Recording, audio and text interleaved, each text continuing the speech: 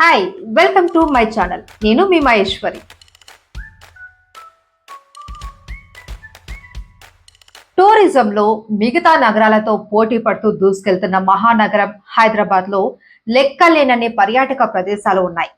అందులో ఈ మధ్య కాలంలో బాగా ప్రజాదరణ పెరిగిన చోటు దుర్గం చెరువు. పిల్లలు పెద్దలు ఆట విడుపు కోసం అక్కడికి వెళ్తూ ఉంటారు. వినోదానికి అక్కడ చాలా ఏర్పాట్లే చేశారు, కానీ వాటిని ఏ మేరకు చక్కగా మెయింటైన్ చేస్తున్నారు అన్నదే ప్రశ్న. పిల్లలు పెద్దలు అంతా గడపడానికి అక్కడికి వెళ్తూ ఉంటారు. అక్కడ బోటింగ్ సౌకర్యం కూడా ఉండటంతో పిల్లలు మరింత ఆసక్తి చూపిస్తూ ఉంటారు. పార్క్, బోటింగ్, పిల్లలు ఆడుకోవడానికి ప్లే గ్రౌండ్, యూత్ కోసం జిమ్ సెటప్, పెద్ద చెస్ బోర్డ్, ఇలా చాలానే ఉన్నాయి. వీటికి ఆకర్షితులైన చాలా మంది తరచూ వెళ్తూ వస్తూ ఉన్నారు. ఎంట్రీ ఫీజు కూడా 10 రూపాయలు కావడంతో అందరికీ అందుబాటులో ఉందని ఎక్కువ సంఖ్యలో వెళ్తూ ఉంటారు. ఇప్పుడు పరిస్థితి ఎలా ఉందంటే, చచ్చిన చేపలతో ముక్కు పుటలాలు అదిరిపోయేలా ఊపిరి తీసుకోవడానికే కష్టమైన పరిస్థితి నెలకొంది అక్కడ. చెరువు నలువైపులా ఎక్కడ చూసినా చనిపోయిన చేపలు తేలియాడుతూ కనిపిస్తున్నాయి.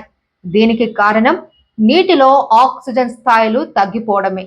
నీటిలో రసాయనాలు, మురుగునీరు ఎక్కువగా కలవడమే ప్రధాన కారణం. చుట్టూ పచ్చని చెట్లు ఉన్నప్పటికీ అక్కడ ఆక్సిజన్ స్థాయిని పెంచలేకపోతున్నాయి. ఇదిలా ఉంటే ఇక్కడ జాలర్లు చేపలు పడుతున్న దృశ్యం మరింత భయపెట్టింది. ఫిష్ తింటే ఆరోగ్యానికి మంచిదని డాక్టర్లు చెప్తూ ఉంటారు. దీంతో మనం తెగ కొని తినేస్తూ ఉంటాం. అది ఎక్కడ పట్టారో మనకు తెలియదు. ఇలాంటి చోట పట్టిన చేపలు మనం తింటే మన ఆరోగ్య పరిస్థితి ఏంటి? అయినా ఇక్కడ చేపలు పట్టడానికి వీళ్ళకు పర్మిషన్ ఎవరిచ్చారు? పడుతుంటే ఎవరు చూడలేదా? చూసి ఊరుకున్నారా? అసలే కల్తీ వాటితో సగం ఆరోగ్యం నాశనమైంది. ఇంకా ఇలాంటివి తింటే ఏమైపోవాలి? ఇక బోటింగ్ కి వెళ్లే వారి పరిస్థితి అయితే మరీను.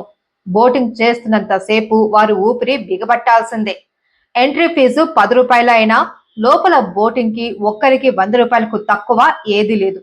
చూడ్డానికి ఎంతో ఆహ్లాదంగా కనిపిస్తున్న ఈ చెరువు విషపు కోరల్లో చిక్కుకుపోతుంది.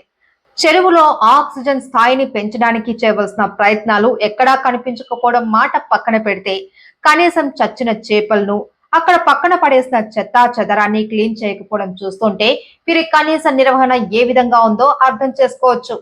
మరోవైపు ఎటు చూసినా చెత్తా చెదారం.